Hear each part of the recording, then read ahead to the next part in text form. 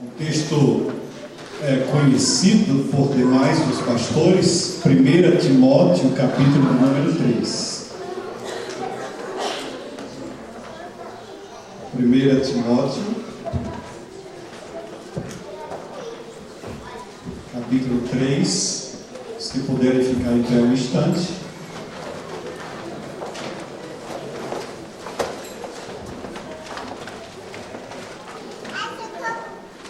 Se alguém do seu lado não tem a palavra, ajuda ele a ler a palavra que você aí, nesse momento de adoração, de louvor, de comunhão, de compartilhar a palavra de Deus.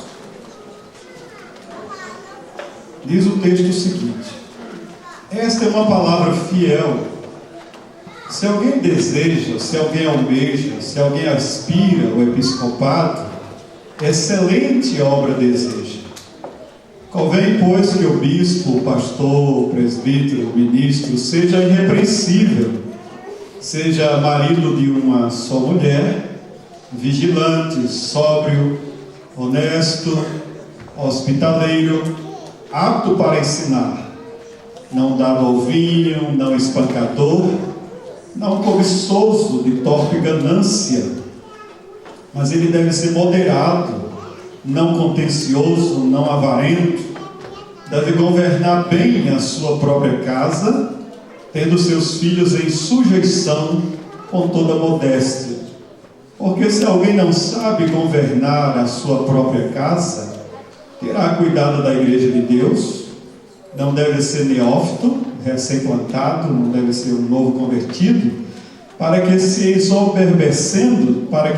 ensoberbecendo-se não caia na condenação do diabo. Convém também que ele tenha bom testemunho dos que estão de fora, para que não caia em afronta e no laço do diabo. Pai, essa é a sua palavra. E o Senhor tem sido muito presente nessa reunião. Por isso, o nosso louvor e adoração ao Senhor, porque o Senhor é a pessoa mais importante deste lugar. Nossos olhos estão voltados para Ti. Obrigado pelos 4 anos dessa igreja, obrigado pelos frutos do trabalho, que são para a eternidade. Obrigado pela oportunidade de termos diante de nós mais um soldado para o serviço do Senhor às frentes de batalha. Que oramos assim, que o Senhor ainda fale conosco, em nome de Jesus. Amém. Podem sentar.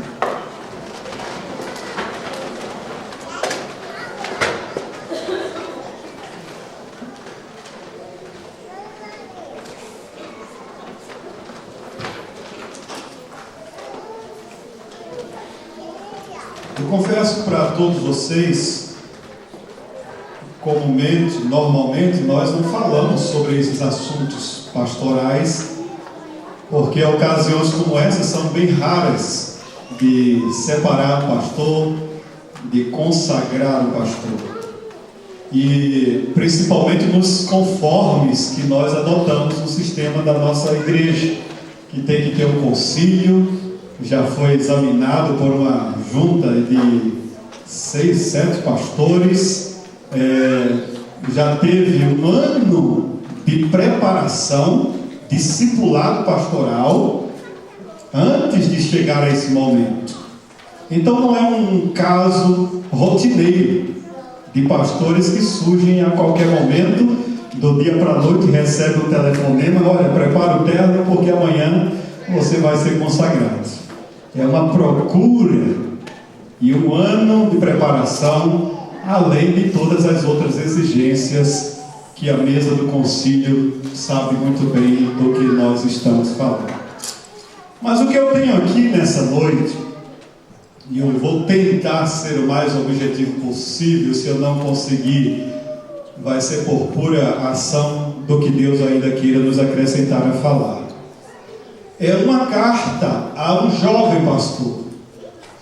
E esse jovem pastor estava numa igreja, numa cidade de Éfeso, uma cidade cuja situação religiosa não era das mais fáceis, porque existia ali um grande templo a uma deusa, Artemis ou Diana. Esse templo tinha uma estrutura tão tremenda que ele tinha 127 colunas. Se você imagina se aqui tivesse algumas, talvez nem precise nenhuma. Então lá tinha 127 colunas de 20 metros de altura cada uma. Era uma coisa interessante, uma das maravilhas do mundo da época. E a igreja nasce ali, nasce numa situação de paganismo, de gente que vivia no misticismo, na adoração à deusa, e com esse nascimento da igreja, o evangelho floresceu, o evangelho cresceu, e o templo de Artemis, o templo da deusa Diana, estava esvaziando-se, e a igreja, por quase 200 anos, ela se reuniu nas casas, ela se reuniu em lugares mais secretos, por causa das perseguições, das afrontas, das lutas, por causa do amor ao evangelho. E nesse inteirinho, nessa fundação da igreja, nesse crescimento da igreja, está ali um jovem pastor chamado Timóteo. E para cuidar da igreja, para cuidar da ordem da igreja, Paulo escreve para aquele jovem. Ele escreve uma carta e depois escreve uma segunda carta para que ele colocasse em ordem as coisas ali da igreja. E entre as coisas de serem colocadas em ordem estava a questão do ofício pastoral, dos atributos pastorais, das qualificações pastorais. E essas atribuições são as que nós lemos aqui. Só que quando eu olho para a palavra de Deus, e eu entendo que esse episcopado, se alguém aspira o episcopado, se alguém almeja, excelente obra almeja. Paulo está dizendo a Timóteo que essa vocação tem que ser uma inspiração, um desejo para buscar isso. É como se alguém se esticasse para pegar isso. Se alguém almeja o episcopado, faça um esforço para isso, se estique para isso, vá buscar isso, mas não deve ser uma busca com o desejo errado, com a motivação errada, com o olhar errado. Ele está mostrando para a gente que isso é uma excelente obra, que isso é algo excelente de ser almejado, mas que se esse cargo, se essa função, se esse ministério, se essa status, se esse nome for dado à pessoa errada, ela pode estragar demais também a imagem do evangelho. Se por um lado é excelente, se por um lado é divino, se por um lado é uma grande obra, por outro lado pode ser um grande problema alguém que não saiba usar corretamente esse dom de Deus, essa vocação de Deus, essa chamada de Deus, esse anelar dessa função, se ela tiver motivações erradas. Se alguém almeja o episcopado, episcopos, que é uma palavra para o pastor, para o presbítero, para o ministro, para o bispo. Aqui não há uma nomenclatura distinguindo o que realmente cada um vai ser. O episcopado é um ministério. E ministério na Bíblia tem sentido de servir. Se há uma coisa que todos nós precisamos entender, especialmente esse jovem pastor, é que quando se vem e é chamado para esse ministério, para essa vocação, está se chamando a um servir. E não há uma forma de interpretar isso senão olhando para o Evangelho. É no Evangelho que nós temos a chave, que nós temos a resposta, que nós temos o meio de entender a vocação ministerial. Onde, pastor? Na pessoa sublime do nosso Senhor Jesus Cristo. Jesus chega, pega uma toalha, uma bacia com água, aos pés daqueles apóstolos, e ele começa a lavar os pés de cada um deles. E ele lavando os pés, e ele diz: olha, o que eu sou para vocês? Eu sou o seu mestre, eu sou o seu Senhor.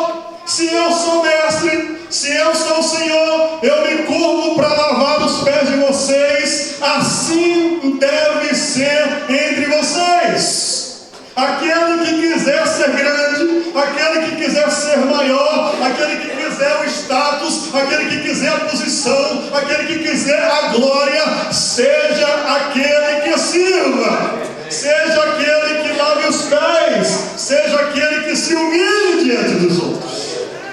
Sabe, irmãos, diante desta posição, Jesus disse que entre vós que desejar ser maior, seja esse que sirva. Portanto, se alguém almeja o episcopado, não deve ser uma missão por status, não deve ser uma missão por poder, não deve ser uma missão por supremacia, não deve ser uma missão por cobertura sobre os outros, não deve ser uma missão para ficar no alto do pináculo, na ponta da pirâmide, tendo uma quantidade enorme de pessoas lhe servindo. Esse indivíduo surta ao pensar que ele é o tal, que ele é o maior, que ele é o cara. Deus não está chamando pastores para assumirem essa posição de cima.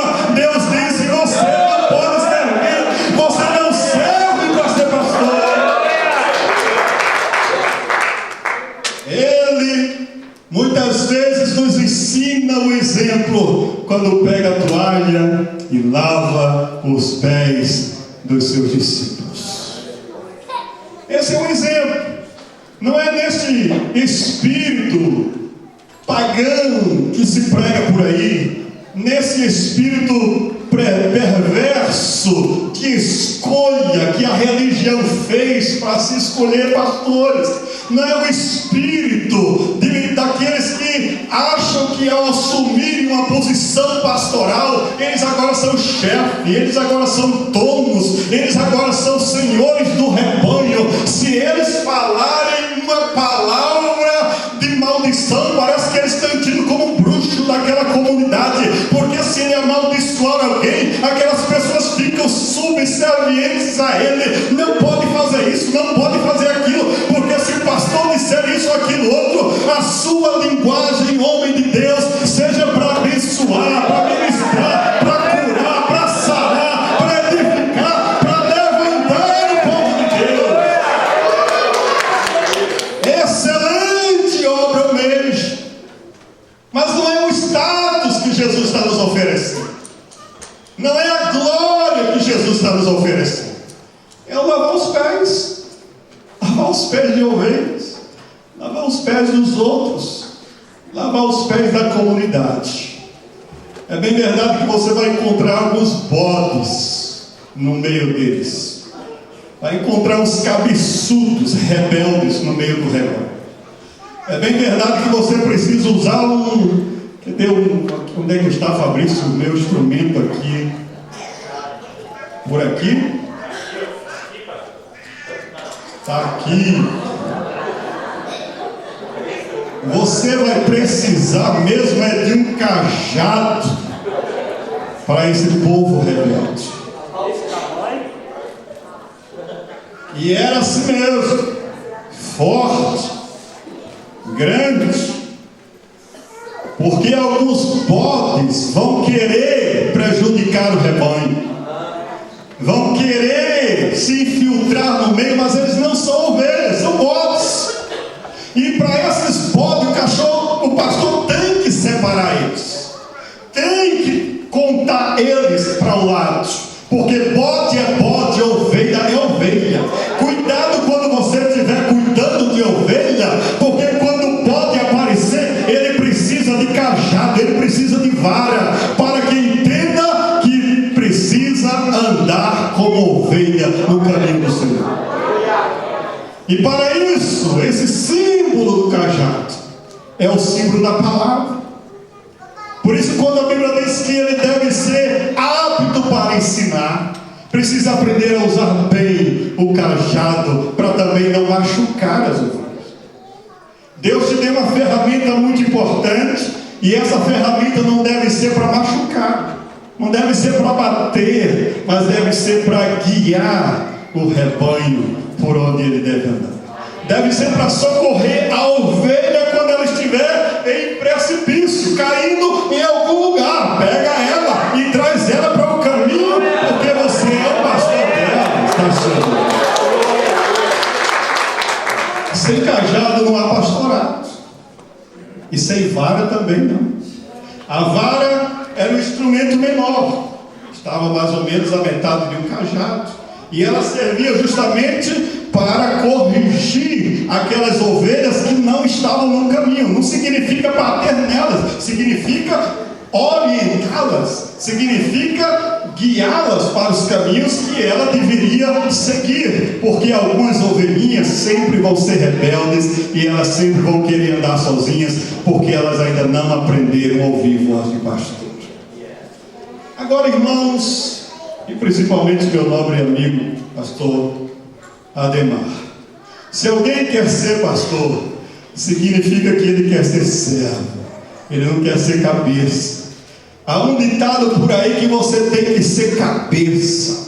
Rapaz, assume esse negócio de pastorado, porque você vai ser o cara, você vai mandar, você vai lucrar. Olha, a coisa vai correr fácil. No dia que você tomar a unção, a coisa vai mudar na tua vida. Esse não é o espírito do Evangelho, esse não é a mensagem de Jesus, esse não está nas qualificações que Paulo te chama. Seja servo, porque a maior promoção no reino de Deus é ser servo para a glória do Senhor. E o que é que qualifica esse obreiro? Quais são as qualificações dentro de Timóteo capítulo 3 que nos apresentam aqui que o nobre faz nobre o serviço pastoral? Talvez algumas denominações históricas digam que a qualificação melhor seja o preparo teológico, que você tem que estudar, que você tem que ser o cara das letras, ensinar grego, hebraico, aprender para lá e para cá. Talvez você possa estar também gerando dentro de você esse desejo e essa impressão de que isso faz um pastor, mas isso não te faz um pastor melhor ou pior. Isso apenas te ajudará em algumas coisas, porque com todo conhecimento, com toda a letra, com todo o grego, com todo o hebraico, com todos os aramaicos, com todas as escrituras traduzidas nos seus originais, se você não tiver graça, não tiver unção, não tiver dependência do Espírito, não tiver humildade, não tiver a direção de Deus, as suas letras não vão alimentar rebanho nenhum. Não há alimento se não houver unção. Não há vida nas letras se não houver o poder de Deus. Talvez alguns acham que uma boa oratória vai impressionar, vai te fazer um cara. Não, você prepara uma boa oratória, você tem que aprender a falar bem em público. Olha, você tem que se cuidar. Eu até entendo que algumas pessoas pregam por aí essa ideia do manipulação de auditório, do chamado hoje uma linguagem neurociências ou coisa assim. Você precisa conhecer bem as pessoas, a alma delas, as emoções dela. Meu irmão, meu nobre, cuidado com essas inovações para dentro da igreja. Só há um que tem toda retrato, toda identificação, toda a xerox da nossa, todo raio-x de cada ovelha que você vai tomar. É a elas que você apresente a Deus. Não queira espírito de adivinho dentro do seu ministério. Não queira impressionar com falsos dons, com misticismo, falando aquilo que Deus não falou, profetizando aquilo que Deus não mandou, usando a tua boca para enganar em vez de abençoar, porque muitos profetas de Balaão têm surgido nesses últimos dias, mas a palavra nos chama a homens de Deus, ao médio episcopado, com graça no seu coração. Tenhamos cuidado, porque alguns parecem ter talento de camelô, de vender produtos, de vender bens. E alguns prosperam assim em algumas igrejas por aí. Colocam ele para alcançar metas. Joga ele na cidade tal. Olha, se você alcançar esse limite aqui, você já vai para outra. E você alcançando isso aqui, você já vai para outra. É o espírito de de camelô, você vai vendendo produto, você vai ter que se esforçar para ganhar status diante da denominação, diante do ministério, diante da congregação. A sua glória, o seu status, tudo que você tiver e conseguir na sua vida, seja para honrar e para glorificar o nome do Senhor. E o que é que Deus está dizendo aqui para você? Se tudo isso for verdadeiro, se todo desejo do seu coração for de servir, Paulo diz assim: essas qualificações aqui, elas são nobres, elas são fáceis de serem vividas. Seja irrepreensível, homem que tira, que ninguém pode acusar ele de nada.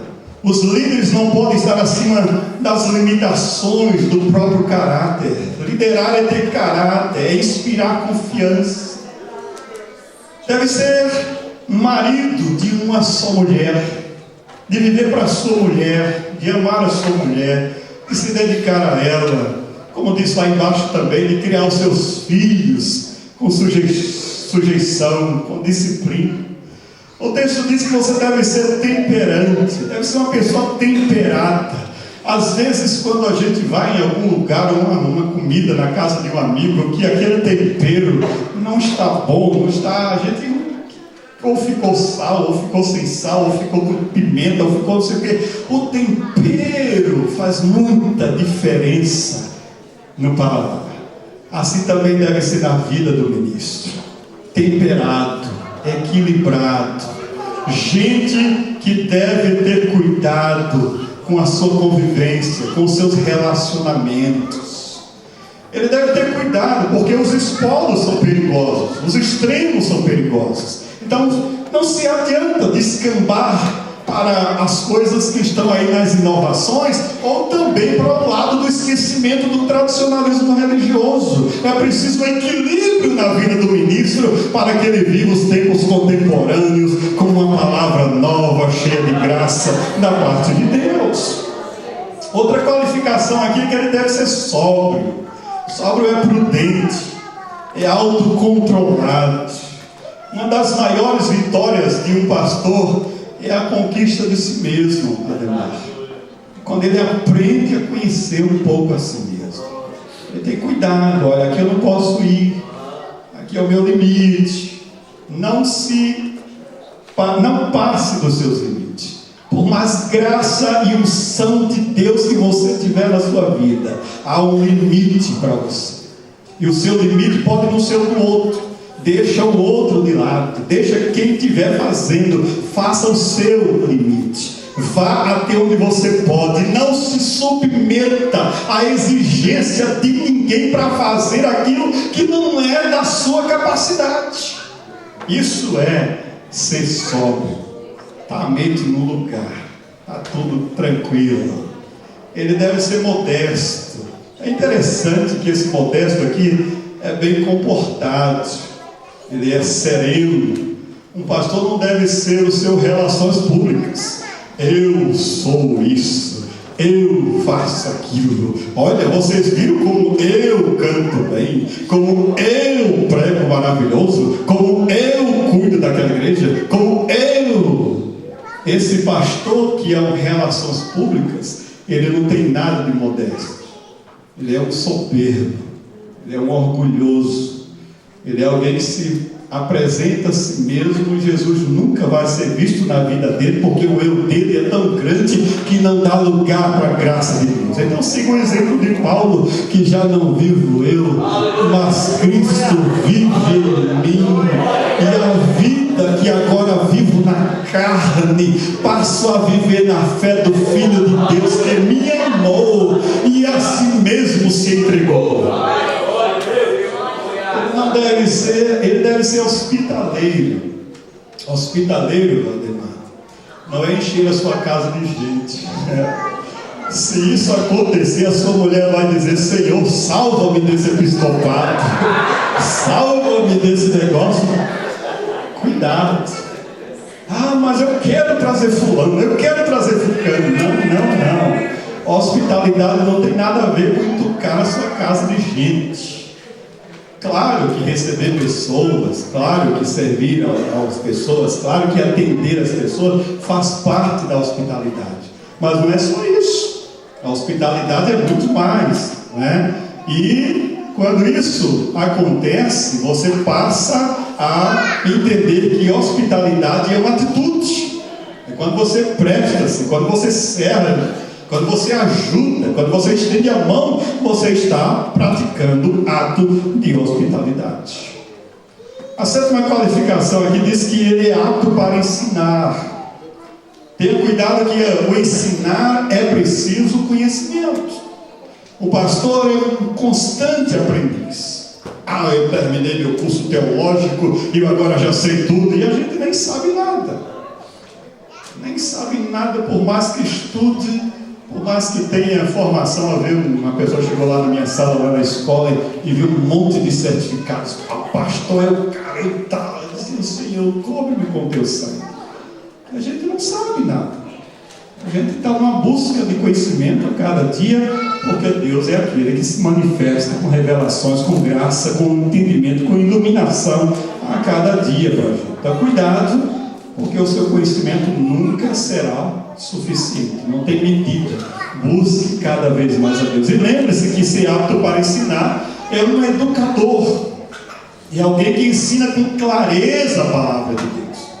Alguém que tem a habilidade de mostrar o que a Bíblia diz. Não precisa se preocupar se você não conhece grego, hebraico, exegese disso e aquilo. Mas se você tiver humildade suficiente para buscar luz, para buscar entendimento do texto que Deus lhe deu, a palavra do Senhor vai chegar para quem precisa. Apto para ensinar é isso.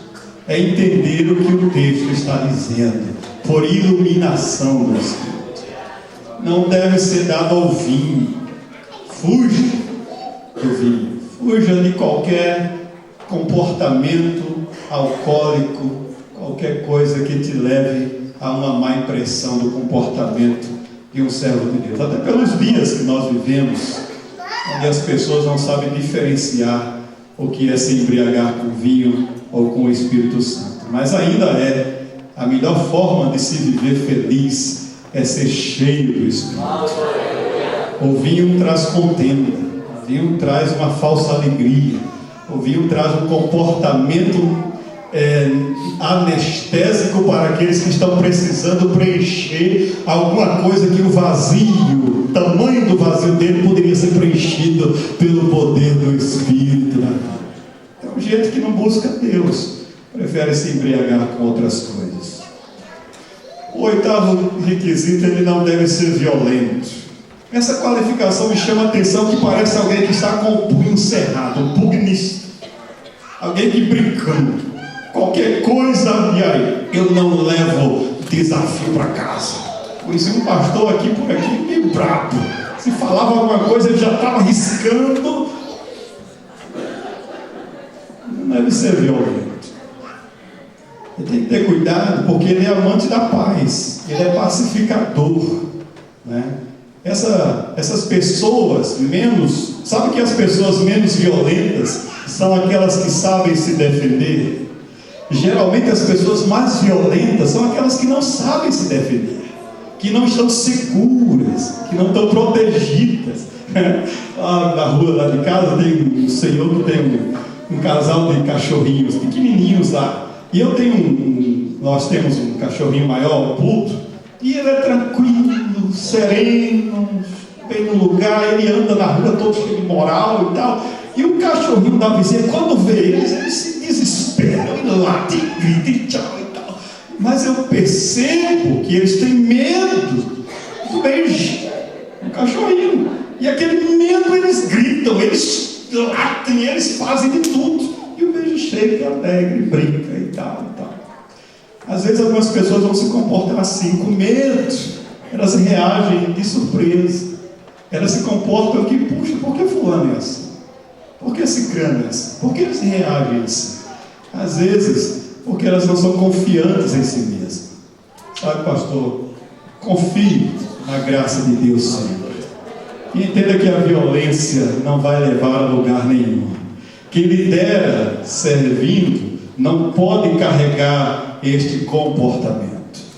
Ele deve ser cordato, que é uma pessoa tolerante, pronto a ceder na hora certa. Vamos entrar em acordo. Se possível, tenha paz com todos. Para que briga? Bandeira branca. Vai em paz, meu irmão. Tudo bem, né? A outra qualificação, ele é inimigo de contendas. Contendas aqui não é briga no corpo. Contenda mais no desejo de querer responder àqueles que te jogam alguma palavra para provocar. Sabe aquelas pessoas que chegam no caminho da gente para tirar a nossa paz?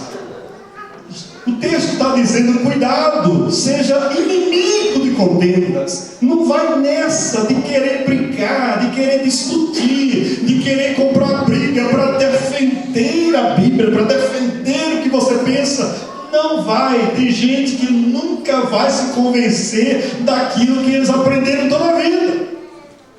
Então não é você que vai mudar a cabeça de A, de B, de C. O que eu estou querendo te dizer é que seja inimigo de contendas. Não brigue com ninguém. Meu irmão da Assembleia, meu irmão da Batista, Presbiteriana, Congregacional, você crê desse jeito, glória a Deus. Você vai para o céu, glória a Deus. Você vai, amém. Não tem nada que não me faça deixar de apertar a sua mão, de abraçar você, de estar junto comigo. Não, em nome de Jesus. Você precisa ter esse cuidado. Outra questão interessante: não seja avarento. O avarento é o amante do dinheiro, aquela pessoa que é o escorpião dentro do bolso, né? Gente que ama o dinheiro. E isso é perigoso para o ministro, porque os ministros que amam o dinheiro, eles estão sempre em evidência falando só disso. A mensagem dele não é outra, é a prosperidade, é a riqueza, são os bens materiais. Os amantes do dinheiro fazem do rebanho de Deus um bom negócio. São os mercenários do tempo de hoje. Gente que usa a palavra, que manipula a palavra, que torce a palavra em detrimento do bem-estar, do carro novo que ele precisa comprar, do apartamento que ele precisa pagar, da vida boa que ele precisa ter. Então, não seja amante do dinheiro. Cuidado de que você use a palavra com graça e sabedoria, mas para o bem do rebanho, para a edificação do rebanho de Deus. Há 3 coisas últimas que ele fala aqui. Primeiro, governe bem a sua casa. Se há uma das qualificações maior que um obreiro tem que ter, é quando a sua casa vai bem. Se a casa do obreiro não vai bem, ele precisa dar um tempo. Ele precisa parar tudo para resolver o que precisa ser resolvido. Agora não significa que nenhum de nós deixamos de ter telhados de vidro. Não queira se exigir, ou exigir de você mesmo, o perfeccionismo. Minha casa tem que ser o padrão de todo o universo. Os meus filhos são aqueles que estão à risca. Não, seus filhos são crianças.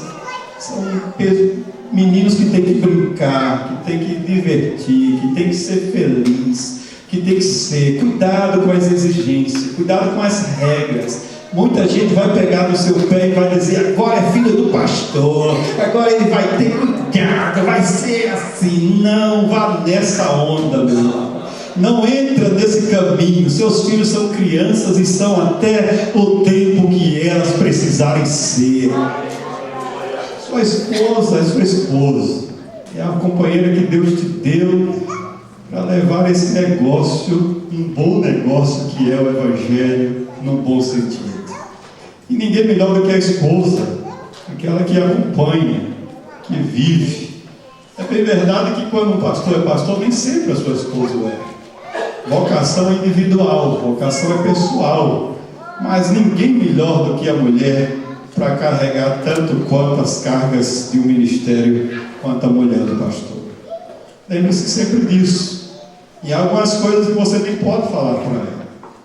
Algumas coisas que você tem que ter o cuidado de ser prudente, porque são suas com as ovelhas.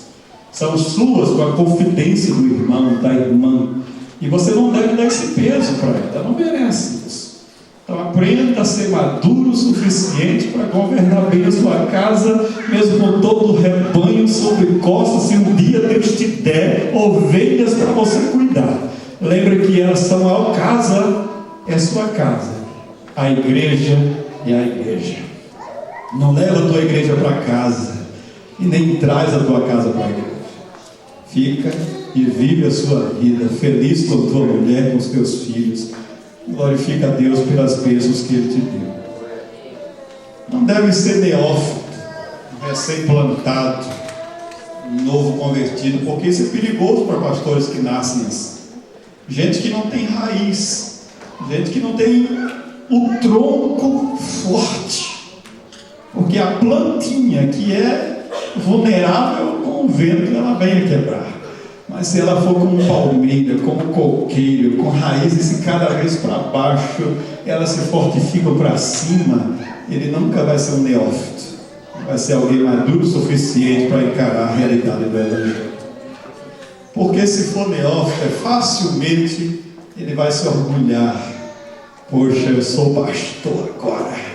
Eu sou o cara, agora vou fazer o meu nome. Eu tenho até cartãozinho para entregar na porta da igreja. As novas, né? A gente está aqui. Nós somos servos de Deus. E o diabo se aproveita dessa oportunidade, do orgulho que possa nascer, da soberba que possa surgir, porque aqui se soberbecer é como uma fumaça.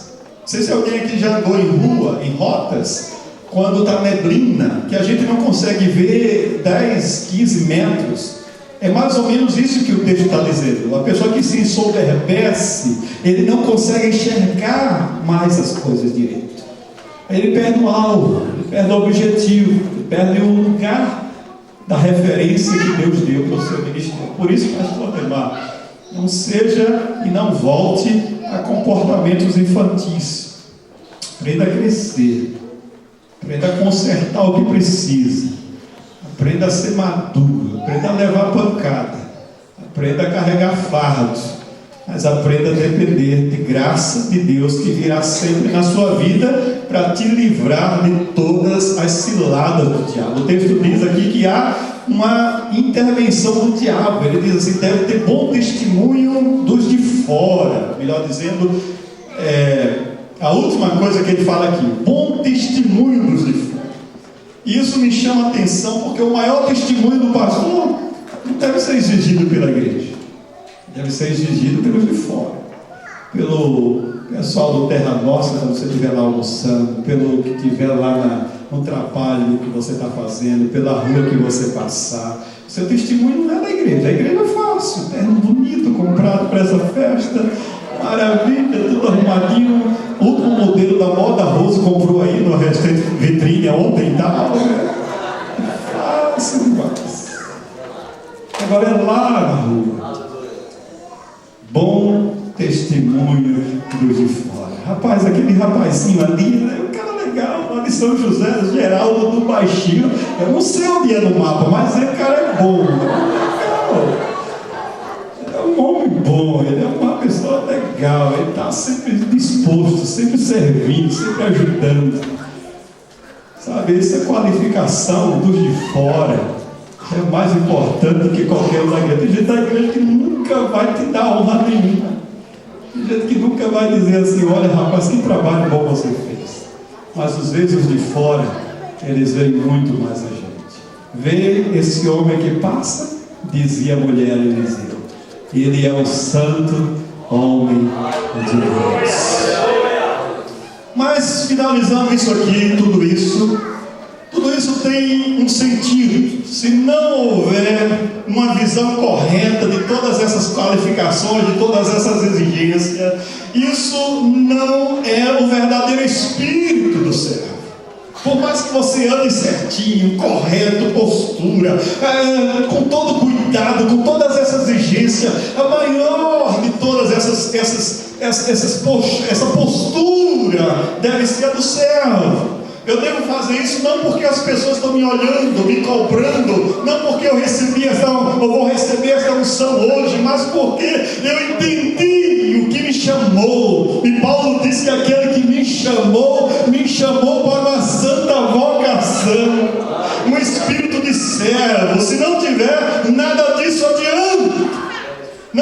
submeta a julgos denominacionais, mas a Cristo e sempre a Ele seja fiel, pois é dele que veio o seu chamado. Não vai ser uma denominação, não vai ser a igreja aqui, não vai ser ninguém que vai fazer você entrar no caminho ou conhecer o verdadeiro caminho. É a palavra de Deus que vai te orientar e te guiar por esse caminho. Se não for assim, se o coração da aspiração do episcopado não encarar o espírito da moderação, da temperança, do altruísmo, da hospitalidade, da generosidade, da fidelidade, do carinho familiar, da afetividade, da honra aos pais, do cuidado com os filhos, do abrigo da família, se não tiver um compromisso com cuidar bem dos de dentro e dos de fora, se não for a manifestação da existência de uma pessoa única, né, que é a mesma no interior do quarto, na mesma na sala, a mesma na rua, a mesma no trabalho, que a mesma ideia, com a mesma opinião, com a mesma vontade, com o mesmo espírito, aí se não for com tudo isso, esse espírito de busca por esse ministério não faz sentido algum. Mas se for com a graça, com a submissão, com a dependência,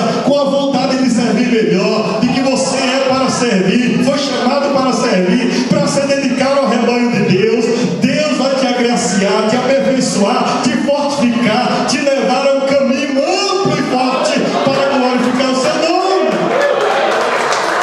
Se não for nesse espírito, o que sobra é o espírito de Janes e Jambres. O que sobra é esse ministério calorda. O que sobra é o mercenário. O que sobra é o desafeiçoado. O que sobra é o aproveitador. O que sobra é o aproveitador manipulador. O que sobra é aquela pessoa hábil na sedução, na arte de entrar, de seduzir, de devorar, de possuir, de manter as pessoas seu próprio domínio. Esses tipos de pastores que acham que são dono, que acham que as rédeas estão na mão dele, que já não aprenderam mais a ouvir o Espírito Santo, que já não há voz de Deus falando, pessoas mortas, pessoas secas, onde a palavra de Deus já ficaram para trás, onde o Espírito da revelação já não se manifesta mais. Deixe os seus ouvidos sempre abertos, sempre atentos, porque Deus ainda fala, vai falar e continua falando sobre a sua igreja. Gente que não tem essa visão é cega no entendimento. A graça já passou, que a unção já não existe. Não seja esse, mas viva esse ministério. Fale de Deus com ousadia. E se não for assim, não valerá ser consagrado nessa noite. Todos esses erros, essa ganância, esse engano, Paulo diz a Timóteo: foge dessas coisas. Foge dessas coisas. E nessa noite, ao receber esta consagração, o seu coração sinta que você está recebendo também uma grande responsabilidade no reino. Talvez podemos pensar: puxa, tudo isso, eu estava vindo conversando e falando, tudo isso para esse momento. Você sabe quantas pessoas se mobilizaram para que isso acontecesse hoje aqui? Você está entendendo esse negócio? Quantos homens de Deus, quantas coisas foram feitas, quantos detalhes foram feitos. Vive de tal maneira que faça valer a pena esse momento que está acontecendo aqui. Podemos aplaudir o Senhor.